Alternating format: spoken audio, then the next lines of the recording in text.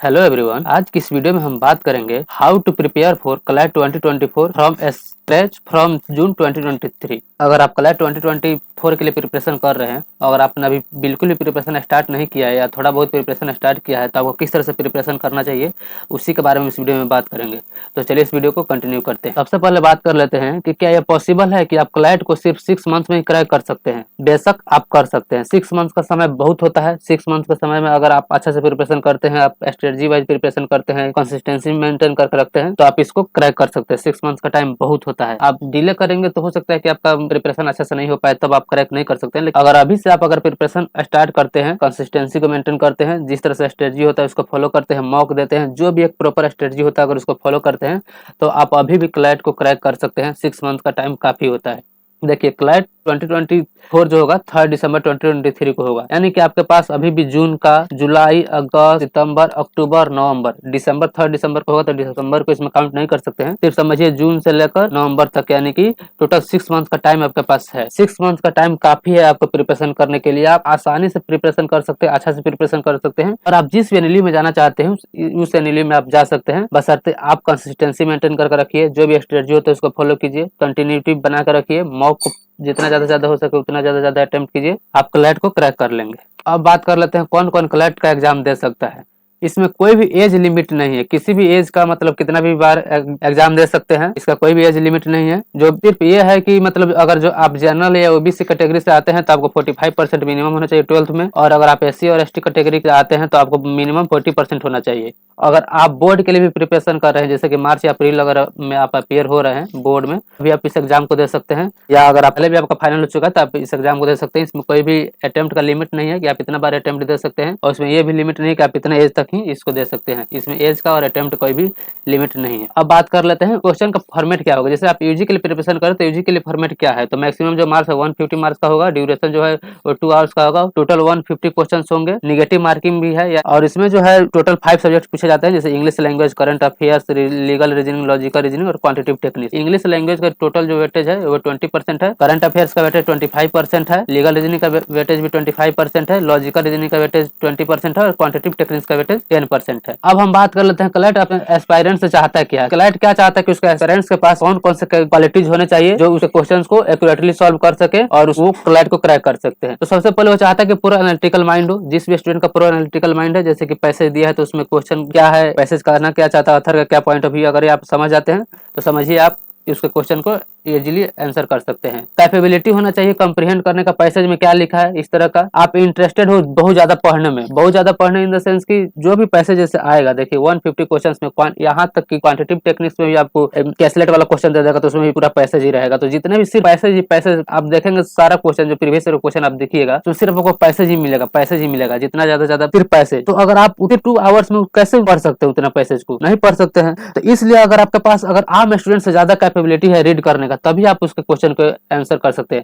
हो सकता है कि आप उसका आंसर जानते हो 150 क्वेश्चन में, हो सकता है कि आप 140 क्वेश्चन का आंसर जानते हैं, लेकिन आप पढ़ ही नहीं पाएंगे, उतना पढ़ ही नहीं पाएंगे तो आप आंसर कैसे करेंगे। तो इसके लिए जरूरी है कि आपको बहुत ज्यादा रीडिंग हैबिट हो, ज्यादा से ज्यादा रीडिंग हैबिट होगा तभी आप पूरा पैसेज को पढ़ सकते हैं और उसको एक्यूरेटली अटेम्प्ट कर सकते हैं। तो रीडिंग हैबिट बहुत जरूरी है। तो ऐसा नहीं है कि आपको पैसेज बहुत हाई लेवल का पूछेगा, ऐसा कि आपको समझ भी नहीं, ऐसा नहीं है। आपको पैसेज मीडियम में ही रहेगा, लेकिन आपको ज्यादा से ज्यादा उसमें वर्ड्स रहेंगे तो आपको ज्यादा टाइम लगेगा। तो वो जितना ज्यादा आप पढ़ने का हैबिट रहेगा तो आप उसको एक्यूरेटली समझ सकते हैं और उसके क्वेश्चन को अटेम्प्ट कर सकते हैं। और साथ ही साथ आपको क्या होना है, फैमिलियर होना है, अपडेटेड रहना है करंट अफेयर से, जो भी लीगल डेवलपमेंट हो रहा है उससे, क्योंकि इसी से रिलेटेड क्वेश्चंस आपको क्लैट में पूछे जाएंगे। अगर आप इतना क्वालिटी अगर आपके पास है तो आप क्लैट को इजीली अटेम्प्ट कर सकते हैं और उसको क्रैक कर सकते हैं विद ड्रीम एनएलयू। जिस एनएलयू में आप जाना चाहते हैं उस एनएलयू में जा सकते हैं अगर आप इतना क्वालिटी आपके अंदर है। इनको डेवलप भी किया जा सकता है, ऐसा नहीं कि आपको जन्म से ही मिला कि आप प्रो एनालिटिकल माइंड हो, आपको एकदम से शुरू से ही आप पैसेज को कंप्रीहेंड करते हैं, ऐसा नहीं है। बशर्ते अगर आप मन बना लिए कि आपको क्लैट का एग्जाम देना है, अगर उनको क्रैक करना है, अपने ड्रीम एनएलयू को पूरा करना है, एनएलयू में पढ़ने का जो आपका सपना है, अगर आपको लॉयर, एडवोकेट जो भी बनना है, जज बनना है या लीगल फील्ड में जहाँ जो भी करना है,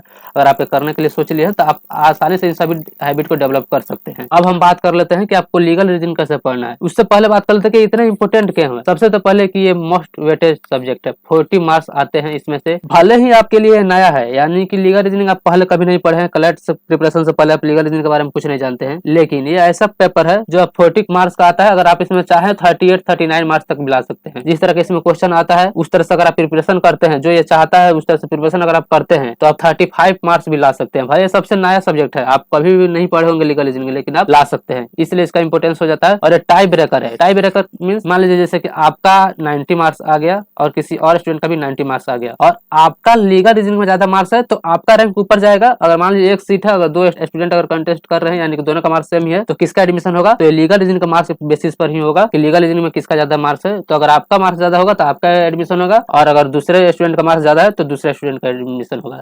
तो इसके लिए आपको देखिए लीगल रीजनिंग भले नया है आपके लिए, लेकिन आप आसानी से इसको प्रिपरेशन कर सकते हैं, 35 प्लस भी मार्क्स ला सकते हैं। जिस तरह का सब्जेक्ट है भले आपके लिए नया है, देखने में लगेगा कि नया है, हमसे नहीं हो पाएगा कि बहुत ही डिफिकल्ट है, लेकिन अगर आप पढ़ते चले जाते हैं सबसे स्कोरिंग सब्जेक्ट लीगल रीजनिंग ही रहता है, आप इसमें मैक्सिमम मार्क्स स्कोर कर सकते हैं। अब हम बात करते हैं कि आपको इसको कैसे सॉल्व कर सकते हैं। देखिए जो भी आपका व्यू है वो नेग्लिजिबल है, यानी कि आप पहले से जैसे जानते हैं, एग्जाम्पल जैसे जानते हैं कि मर्डर एक क्राइम है, ठीक है, लेकिन अगर पैसेज में लिखा है कि नहीं मर्डर सिविल रॉन्ग है तो आपको सिविल रॉन्ग ही मानना है। अगर पैसेज में लिखा है कि रेप सिविल रॉन्ग है तो रेप को सिविल रॉन्ग ही मानना है, ऐसा नहीं कि उसको क्राइम नहीं मानना है। इसलिए आपको जो भी पैसेज में दिया है, जो अथर आपको कहना चाहता है कि मर्डर अगर सिविल रॉन्ग है तो सिविल रॉन्ग है, रेप अगर सिविल रॉन्ग है तो सिविल रॉन्ग है, उस तरह से आपको करके चलना है। ये अपना उसमें व्यू नहीं लगाना है, आपका जो व्यू है उसका कोई वैल्यू नहीं है, only the view of author is sacred. जो अथर बोल रहा है वही सुप्रीम है, वही सच है, उसके अलावा कुछ भी सच नहीं है। और उसके आधार पर जो भी पैसेज में जो भी प्रिंसिपल दिया है, जो भी रूल दिया है, उसको आपको इन्फर करना है और उनको अप्लाई करना है जो भी क्वेश्चन आपको दिए गए हैं। ऐसा नहीं कि अपना कुछ कोई भी पहले से जैसे आप जानते हैं कि नहीं मर्डर क्राइम है, मर्डर के लिए इतना पनिशमेंट होता है, ये होता है लाइफ इम्प्रिजनमेंट होता है। मान लीजिए मर्डर में उसमें दे दिया कि नहीं मर्डर कीजिएगा तो आपको 1 ईयर का ही इम्प्रिजनमेंट मिलेगा, तो आपको 1 ईयर ही लगाना है। अगर किसी पैसे में लिखा है कि लाइफ इम्प्रिजनमेंट तो आपको लाइफ इम्प्रिजनमेंट नहीं लगाना है। इस तरह से आपको जो भी ऑथर कहना चाहता है वही आपको करना है। लेकिन ये होता है जनरली कोई भी पैसे चेंज नहीं होता है। आप देख लीजिए कोई भी प्रीवियस क्वेश्चन उठा के जो भी जनरल रूल रहता है उसी का अप्लाई किया जाता है, लेकिन फिर भी आपको ये मान के चलना है कि हाँ जो ऑथर बोल रहा है वही सच है। कोई भी आप पैसे पढ़ेंगे ना देखिएगा कि उसमें वही जो आपको पहले से आप नॉलेज है उसी के बारे में बताया गया है, तो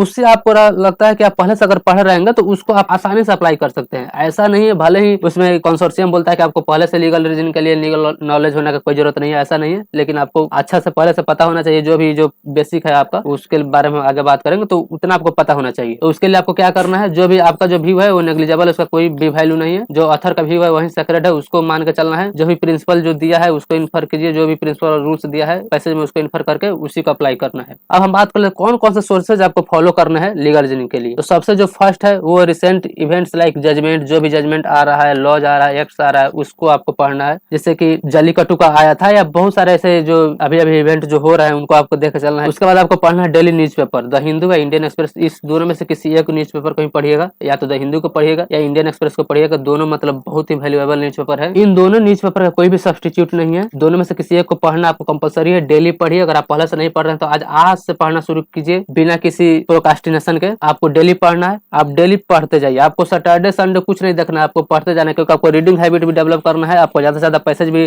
पढ़ना है, ज्यादा से ज्यादा आपको जब क्वेश्चन ऐसा आपका पैटर्न है क्लैरिटी का कि बिना पढ़े आपका काम चलेगा ही नहीं, आप रट के नहीं जा सकते हैं, आप सिर्फ वन लाइनर पढ़ के नहीं जा सकते। इसके लिए आपको डेली न्यूज़पेपर पढ़ना ही होगा। उसके सिर्फ न्यूज़पेपर नहीं, आपको नॉवेल भी पढ़ना है, अलग से मैगजीन भी पढ़ना है, बहुत कुछ पढ़ना है, लेकिन जो मोस्ट इंपोर्टेंट है वो है न्यूज़पेपर आपको पढ़ना ही। उसके बाद आपको क्या करना है, कुछ वेबसाइट है जैसे लाइव लॉ है या बार एंड बेंच है, इनके आपको आप पढ़ते रहिए, देखते रहिए। आपको अगर आप पॉसिबल है तो आप सब्सक्रिप्शन में ले सकते हैं, लेकिन सब्सक्रिप्शन की जरूरत नहीं पड़ेगी। जो भी बेसिक आपको जो जरूरत होगा वो सभी आप पढ़ ही सकते हैं। उसके बाद आपको क्या करना है, सबसे जो इंपॉर्टेंट है, जो भी मेन टॉपिक है लीगल रीजनिंग में उनको आपको पढ़ना ही है। आप इनको जहां से पढ़िए, अगर आप कोचिंग ज्वाइन किए हैं तो वहां से पढ़िए, अगर आप सेल्फ स्टडी कर रहे हैं वहां से पढ़िए, और वहां से भी आप नहीं पढ़ सकते तो आप मॉक ज्वाइन कीजिए। मॉक के साथ कुछ भी कोचिंग इंस्टीट्यूट जो होते हैं वो अच्छा स्टडी मटेरियल भी दे देते हैं, तो उनका स्टडी मटेरियल पढ़िए। लेकिन इनमें से आपको पढ़ना ही है, जैसे लॉ ऑफ टॉर्ट्स आपको पढ़ना ही है, लॉ ऑफ कॉन्ट्रैक्ट आपको पढ़ना ही है, क्रिमिनल लॉ पढ़ना है जैसे आईपीसी, कॉन्स्टिट्यूशन लॉ पढ़ना है।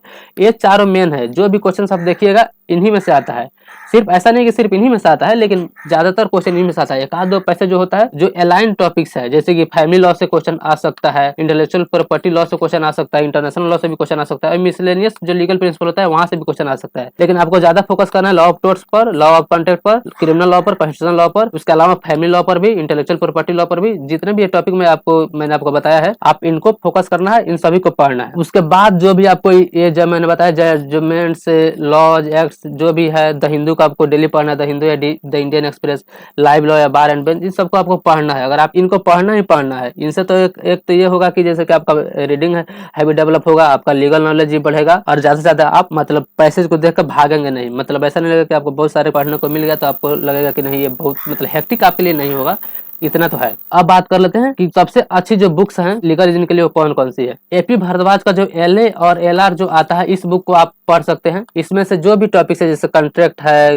टॉर्ट है, कॉन्स्टिट्यूशन है, क्रिमिनल लॉ है, इन सभी के बारे में थोड़ा थोड़ा बताया गया है और अच्छा से बताया गया है। और उसके बाद बहुत सारे क्वेश्चंस भी है, तो आप इनको देख सकते हैं। मेरा जो पर्सनल व्यू है, जो मैं मानता हूँ कि ये सेक्रेट है, सबसे सुप्रीम है, वो है study material of your coaching institute. अगर आप कोचिंग ज्वाइन किए हैं यानी कोचिंग के थ्रू आप स्टडी कर रहे हैं, तो आपका जो स्टडी मटेरियल है कोचिंग का वहां से ले सकते हैं। और अगर आपने कोचिंग नहीं ज्वाइन किया, बहुत सारे स्टूडेंट कोचिंग ज्वाइन नहीं भी करते हैं, अगर आप उन स्टूडेंट्स में से जिन्होंने कोचिंग नहीं ज्वाइन किया है, तो आपको कोई इतना चिंता करने की जरूरत नहीं है कि नहीं मैंने कोचिंग नहीं ज्वाइन किया तो मेरा कलेक्ट नहीं होगा, ऐसा नहीं है। लेकिन आपको तो मॉक ज्वाइन करना ही होगा, मॉक का कोई सब्स्टिट्यूट नहीं है। और जब आप कोचिंग ज्वाइन नहीं किए हैं तो आपको ऐसे कोचिंग को ज्वाइन करना है जो बहुत अच्छा स्टडी मटेरियल भी दे दे साथ में सभी सब्जेक्ट का। ये नहीं कि सिर्फ मॉक की दे रहा है और उसका आंसर की दे रहा है, ऐसा नहीं। जो सभी स्टडी मटेरियल आपको दे उसी कोचिंग में आपको ज्वाइन करना है, तब जाकर आपको सभी तरह का स्टडी मटेरियल मिलेगा और आप अच्छा से प्रिपरेशन कर सकते हैं। तो आप कोचिंग ज्वाइन नहीं किया है तो या तो कोचिंग ज्वाइन कर लीजिए अगर पॉसिबल हो, फाइनेंशियल अगर आप कैपेबल हैं, अगर आप चाहते हैं कि हम कोचिंग ज्वाइन करें। अगर नहीं कर पाते हैं तो आपको ज्वाइन नहीं करना है, तब आराम से कम मॉक ज्वाइन कीजिए और ऐसे कोचिंग को ज्वाइन कीजिएगा जहां मॉक के साथ साथ स्टडी मटेरियल भी मिलता हो। और ये सेक्रेड है, यही मतलब बेस्ट जो सोर्सेज हैं लीगल रीजनिंग के लिए, कि अगर आप यहाँ से कर लेते हैं, जैसे कि आपका स्टडी मटेरियल हो गया कोचिंग का, उसके बाद मॉक हो गया। मॉक में भी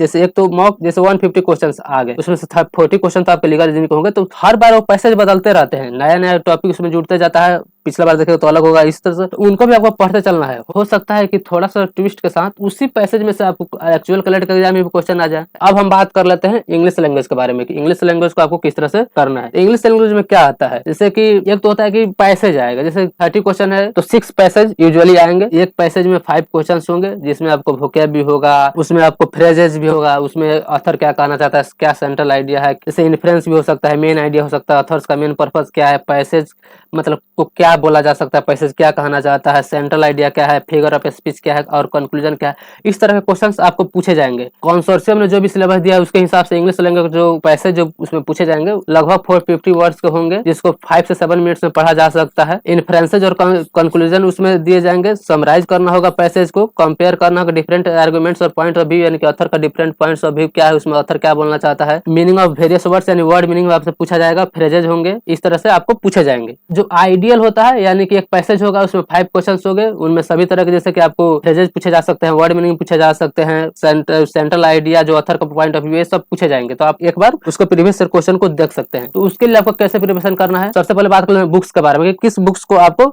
किस बुक से आपको प्रिपरेशन करना है। तो देखिए इन दोनों बुक्स में से आप किसी को चूज कर सकते हैं। ये जैसे कि अरुण शर्मा के द्वारा लिखा गया है, जैसे verbal ability and reading comprehension CAT के लिए है। इसमें आपको सभी लेवल का नहीं पढ़ना है, सिर्फ आपका जो लेवल है जो आपको समझने के लिए, सिर्फ आपको जो बेसिक जो आपका कंसेप्ट है क्लियर करने के लिए। या अरिहंत का आता है प्रोफिशिएंसी इन रीडिंग कॉम्प्रिहेंशन, इस बुक्स को आप प्रेफर कर सकते हैं। इसमें से आप बेसिक जो आपका रीडिंग कॉम्प्रिहेंशन है आप आराम से समझ सकते हैं, आपका जो कंसेप्ट है जो क्लियर हो सकता है। तो इस बुक्स को आप दोनों में से किसी एक को पढ़ना है, ऐसा नहीं कि आप दोनों ही पढ़ना शुरू कर दीजिए, ऐसा नहीं है। वोकैबुलरी के लिए आपको क्या करना है, वर्ड पावर मेड जो नॉर्मन लुइस के द्वारा आता है उसको आप पढ़िए, या जैसे कि आप इसको पढ़ सकते हैं, सेशन वाइज दिया है, इसको आप जरूर पढ़िए। आपके पास अभी भी टाइम है पढ़ने के लिए, बाद में आप 2 महीने 1 महीना रहेगा तो आप उस वक्त नहीं पढ़ सकते हैं, अभी भी आपका टाइम है तो आप पढ़ सकते हैं वर्ड पावर मेड जी। इसको सेशन वाइज दिया है, इसको पढ़ने से क्या होगा, जैसे कि आपका जो अगर मान लीजिए वोकैब स्ट्रॉन्ग नहीं है, आप समझ नहीं पाते हैं कंटेक्स्ट में, जैसे कोई पैसेज लिखा है तो उसका कंटेक्स्ट में आप समझ ही नहीं पा रहे हैं कि वोकैब में इसका अर्थ क्या हुआ, इस तरह से इस बुक को लिखा गया है। आप एक कोई भी वर्ड आएगा ना तो उसका कंटेक्स्ट को समझ सकते हैं कि हाँ इसको अंदाजा लगा सकते हैं, इसका मीनिंग यहाँ ये हो सकता है। इस बुक का सबसे ज्यादा इंपॉर्टेंस आपके लाइफ में यही होगा कि आप किसी पैसेज का जो वोकैब आप कभी देखे भी नहीं होंगे उसका भी लगभग अर्थ निकाल सकते हैं कि इसका मीनिंग यही होगा, यही आपको हेल्प करता है। उसके बाद आपको क्या करना है, आपको एक खुद का नोट्स बनाना है। जैसे कि आप द हिंदू पढ़ रहे हैं या कोई मैगजीन पढ़ रहे हैं या नॉवेल पढ़ रहे हैं तो हो सकता है बहुत सारे वोकैब आएंगे, तो 100 नहीं आया तब 100 ही लिख लीजिए, ऐसा नहीं। 10 एटलीस्ट आप डेली 10 जो वोकैब है उनको लिखिए, उनका एंटोनिम्स सिनोनिम्स ऐसा कीजिएगा तो समझिए 1 महीने में कितना होगा, 6 मंथ्स में कितना हो जाएगा, आपका एकदम से स्ट्रॉन्ग हो जाएगा। मतलब किसी भी तरह का पैसेज को आप इजीली समझ सकते हैं। लेकिन सिर्फ नोटबुक बना लेने से आपका वोकैब स्ट्रॉन्ग नहीं हो जाएगा, उसको आपको डेली उसको रेगुलरली बेसिस पर उसको रिवाइज भी करना है, उसको अप्लाई भी करना है और नए नए वर्ड्स उसमें जोड़ते जाना है। अगर आप इतना कर लेते लेते हैं तो आपका इंग्लिश जो लैंग्वेज है उस पर आपका कमांड हो जाएगा। अब बात कर लेते हैं आपको करंट अफेयर्स किस तरह से प्रिपरेशन करना है। क्लैट में जो स्पष्ट लिखा रहता है current affairs including general knowledge, जैसे कि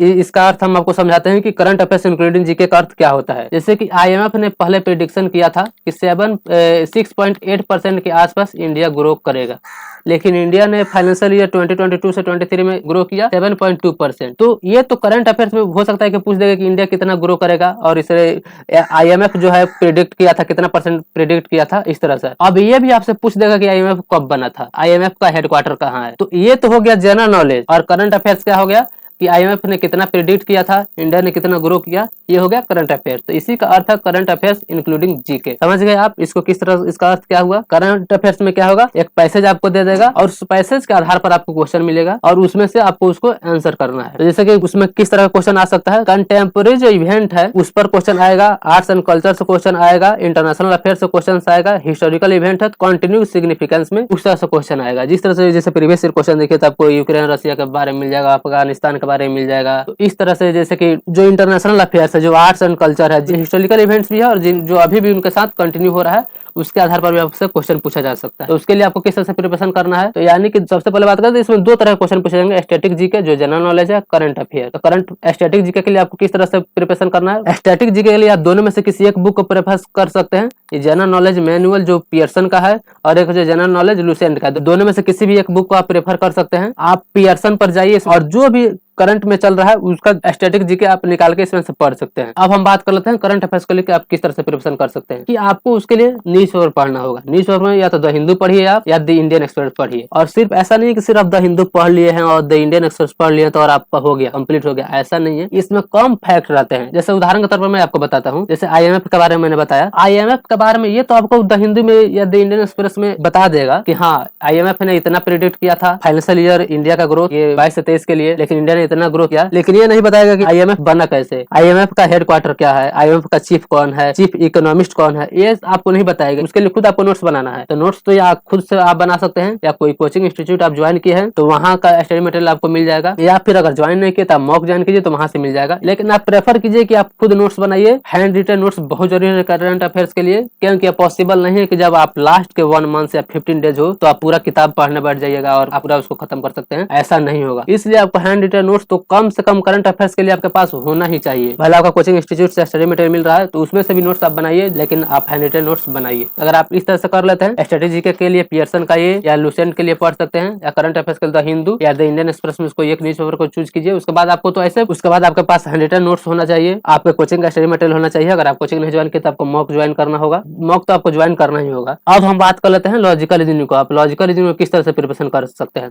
लॉजिकल रीजनिंग में दो पार्ट होता है, एक तो होता है क्रिटिकल रीजनिंग और एक होता है एनालिटिकल रीजनिंग। क्लैट 2021 में पूरा का पूरा क्वेश्चन ही क्रिटिकल रीजनिंग पर था। 2022 में भी वैसा ही था, 2023 में भी वैसा ही था। तो आप क्रिटिकल रीजनिंग को ज्यादा फोकस करना है। इसका अर्थ बिल्कुल भी नहीं कि आपको एनालिटिकल रीजनिंग छोड़ देना। हो सकता है कि क्वेश्चन आ जाए तो आप क्या कीजिएगा, आप वहां तो नहीं कर सकते हम तो क्रिटिकल रीजनिंग का ही प्रिपरेशन किए, हमारे साथ एनालिटिकल रीजनिंग के आ गया, ये तो अन्याय है, ऐसा नहीं होगा। जो क्वेश्चन आया है उसको अटेम्प्ट करना होगा और एक्यूरेटली आपको अटेम्प्ट करना हो तभी आपका सिलेक्शन हो सकता है। तो इसलिए आपको प्रिपरेशन तो दोनों को करना है। हाँ, क्रिटिकल रीजनिंग पर ज्यादा से ज्यादा फोकस करना है ताकि आपका ज्यादा से ज्यादा मार्क्स आ सके। एनालिटिकल रीजनिंग को ऐसा नहीं कि इसको इग्नोर रीजनिंग नहीं कर देना है, इसको भी पढ़ना है आपको। क्रिटिकल रीजनिंग में आता है जैसे स्टेटमेंट एंड आर्गुमेंट आएगा, स्टेटमेंट एंड अजम्पशन आएगा, स्टेटमेंट एंड कंक्लूजन आएगा, statement and course of action आएगा, कॉज एंड इफेक्ट आएगा, इन्फ्रेंस आएगा। इस तरह के क्वेश्चंस आपको पूछे जाएंगे, पैसे दे दिया जाएगा, उसमें से पूछे जाएंगे। तो आपको ये क्रिटिकल रीजनिंग में आता है। एनालिटिकल रीजनिंग में आपको सब कुछ नहीं पढ़ना है, कुछ जो इंपोर्टेंट है जो आपको पढ़ना चाहिए, जैसे सीटिंग अरेंजमेंट पढ़ना है, पजल पढ़ना है, ब्लड रिलेशन पढ़ना है, कैलेंडर पढ़ना है और डायरेक्शन पढ़ना है। अगर आप इतना पढ़ लेते हैं तो समझिए आपका एनालिटिकल रीजनिंग कंप्लीट हो गया। क्रिटिकल रीजनिंग को आपको ज्यादा से ज्यादा फोकस करना है क्योंकि यहीं से सारे क्वेश्चन आएंगे, लेकिन आपको फिर भी एनालिटिकल रीजनिंग को इस तरह से प्रिपरेशन करके चलना है कि हाँ क्वेश्चन आ जाए तो आपको डरना नहीं है, उसको भी आप बना सके। अब बात कर लेते हैं कि कौन सा बुक्स जो है वो सबसे अच्छा होगा लॉजिकल रीजनिंग के लिए। देखिए मैंने आपको बार बार कहा है कि आपका कोचिंग का स्टडी मटेरियल है वो बहुत इंपॉर्टेंट है आपके लिए। अगर आप कोचिंग नहीं भी ज्वाइन किए हैं तब आपको क्या करना है, जैसे मैनहट्टन आप कोचिंग भी ज्वाइन किए तब भी इसको पढ़ना है। मैनहट्टन का जो जीमैट का जो क्रिटिकल रीजनिंग है, इसे आपका जो बेसिक कंसेप्ट है, जैसे बेसिक कंसेप्ट में क्या आएगा, जैसे स्टेटमेंट एंड आर्गुमेंट आएगा, अजम्पशन आएगा, कंक्लूजन आएगा, कोर्स ऑफ एक्शन आएगा, कॉज एंड इफेक्ट आएगा और इन्फ्रेंस आएगा। इन सभी टॉपिक का जो भी कंसेप्ट है उसको आपको इस बुक से क्लियर करना है। यही बुक आपको हेल्प करेगा कंसेप्ट को क्लियर करने के लिए। आप इससे आपका कंसेप्ट क्लियर कीजिए और उसके बाद आपको अप्लाई करना है मॉक्स में या जो भी अदर क्वेश्चन आपको सेक्शनल टेस्ट में आ रहे हैं वहां अप्लाई करना है। इस बुक से आपको आराम से जितना भी कंसेप्ट है एनालिटिकल रीजनिंग का वो क्लियर हो जाएगा और बहुत अच्छा से आप किसी भी क्वेश्चन को एक्यूरेटली अटेम्प्ट कर सकते हैं। शुरू में आपको प्रॉब्लम आएंगे, लेकिन जब आप इस बुक से सारे कंसेप्ट क्लियर कर लेंगे, जैसे कि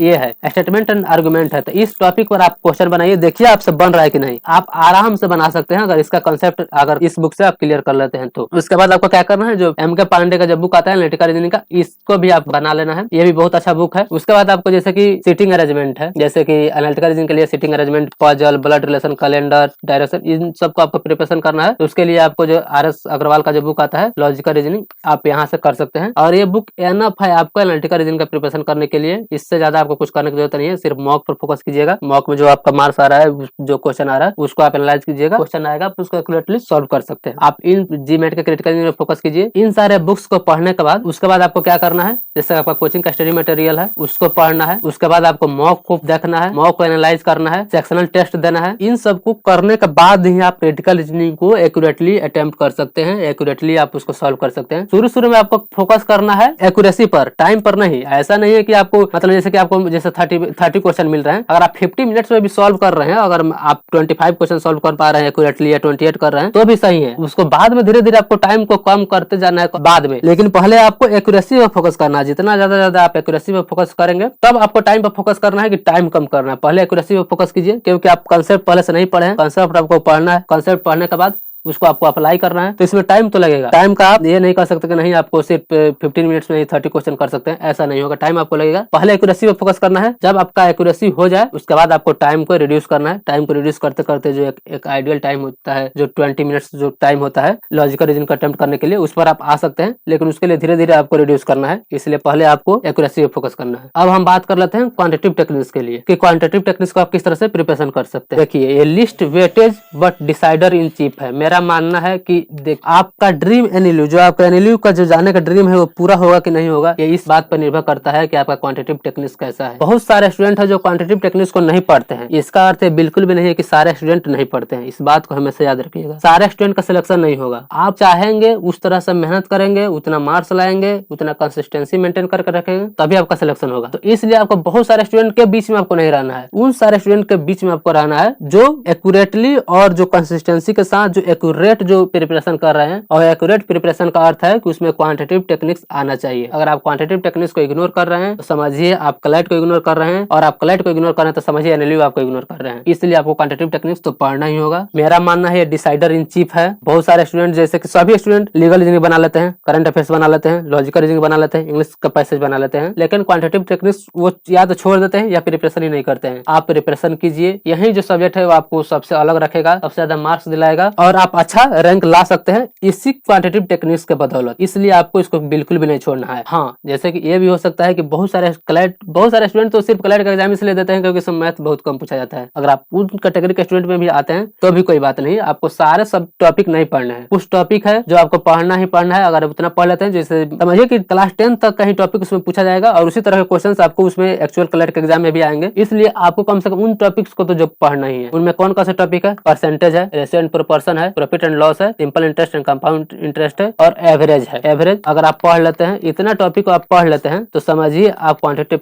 टेक्निक्स को इजीली अटेम्प्ट कर सकते हैं। सबसे इंपॉर्टेंट है percentage, ratio and proportion, profit and loss, average, simple interest and compound interest. इतना टॉपिक आपको आना चाहिए। भले ही 1 महीने में पढ़िए, 2 महीने में पढ़िए, इनको जितना जल्दी हो सकता है आप पढ़िए, अच्छा से पढ़िए। आपको बिल्कुल भी समझ में नहीं आता था तो कोई बात नहीं, इनको टाइम दीजिए, लेकिन इन टॉपिक को पढ़िए। इन टॉपिक को आपको पढ़ना कहाँ से है, मैथ 30 डेज वंडर जो है चंद पब्लिकेशन का आता है, आप इसको यहाँ से पढ़ सकते हैं। टोटल आप तैयारी कर सकते हैं यहाँ से, क्वांटिटेटिव टेक्निक्स के लिए आपको मिल जाएगा। उसके बाद आपको क्या करना है, अगर यहाँ से अगर नहीं पढ़ना चाहते तो आप RS अग्रवाल का भी है, वहां से भी पढ़ सकते हैं इन टॉपिक को, जैसे परसेंटेज का, रेशियो एंड प्रोपोर्शन का, प्रॉफिट एंड लॉस का, simple interest and compound interest का, और उसके बाद एवरेज का। यहाँ से भी आप पढ़ सकते हैं। यही सारे टॉपिक जो है मेन है। उसके बाद जैसे DI जो आता है, जो भी जैसे DI आता है, कैसलेट, मतलब जो भी आता है ना, कैसलेट का आता है, जो भी आता है इन्हीं टॉपिक से आता है। ऐसा नहीं कि उनके लिए अलग से एकदम से टॉपिक बनाया गया है, नहीं। परसेंटेज उसी में होता है, कोएफिशिएंट प्रोपोर्शन होता है, प्रॉफिट एंड लॉस होता है, सिंपल इंटरेस्ट होता है, कंपाउंड इंटरेस्ट इस तरह का होता है, एवरेज होता है। उन्हीं सब के आधार पर आपको एक्चुअल आंसर निकलता है। तो उनके लिए आपको क्या करना है, जैसे ओली बोर्ड का एक डेटा इंटरप्रिटेशन के लिए आता है, बीएससी पब्लिकेशन का भी डेटा इंटरप्रिटेशन के लिए आता है। उन दोनों बुक में से किसी एक को चूज कर सकते हैं। आप ओली बोर्ड को ही प्रेफर कीजिए। ओली बोर्ड को अगर आप प्रेफर करते हैं तो बहुत अच्छा बुक्स है आपके लिए। आप उसको आराम से उतना से आपका क्लैट का जो प्रिपरेशन होता है लेवल 1 तक का उसमें बनाइएगा, क्लैट का आपका निकल जाएगा। आप 15 में से 10 क्वेश्चन 12 क्वेश्चन एक्यूरेटली अटेम्प्ट कर सकते हो, उतना मार्क्स आप ला सकते हैं। ओली बोर्ड से या बीएससी पब्लिकेशन में दोनों में से किसी एक को चूज कर सकते हैं आप, इतना एनफ है। आप इन सारे टॉपिक को पढ़ लीजिए, आप आराम से एक्यूरेटली अटेम्प्ट कर सकते हैं और आपका 10 to 12 मार्क्स आ जाएगा। इतना आप बना के चलते हैं। आप बिल्कुल भी क्वांटिटेटिव टेक्निक्स को इग्नोर मत कीजिए। अगर इग्नोर कर रहे हैं तो समझिए आप क्लैट को इग्नोर कर रहे हैं, क्लैट को आप सीरियसली नहीं ले रहे हैं। क्लैट को आप सीरियसली नहीं ले रहे, इसका मतलब है कि एनएलयू आपको सीरियसली नहीं लेंगे और आपका जो एनएलयू में जो पढ़ने का जो ड्रीम है वो खत्म हो जाएगा। आपको सीरियसली अगर क्लैट का प्रिपरेशन कर रहे हैं तो आपको तो इनको प्रिपरेशन करना ही होगा। आगे भी मैं वीडियो बनाऊंगा तो अभी सब्जेक्ट को इंडिविजुअली किस सब्जेक्ट को आप किस तरह से प्रिपरेशन कर सकते हैं, तो उसमें मैं और डिटेल में बताऊंगा कि आपको इन जैसे करंट अफेयर्स के लिए आपको किस तरह से प्रिपरेशन करना है, लीगल रीजन के लिए किस तरह से प्रिपरेशन करना, और भी डिटेल में, इससे भी ज्यादा डिटेल में। तो आप उन वीडियो को देख सकते हैं। उसके बाद आप स्ट्रेटजी आप बना सकते हैं आपको किस तरह से प्रिपरेशन करना है। अगर आपको वीडियो अच्छा लगा तो इस वीडियो को लाइक कीजिए, अगर आपको वीडियो अच्छा नहीं लगा तो इस वीडियो को डिसलाइक कीजिए। आपने मुझे इतना वक्त दिया इसके लिए आपका बहुत बहुत शुक्रिया।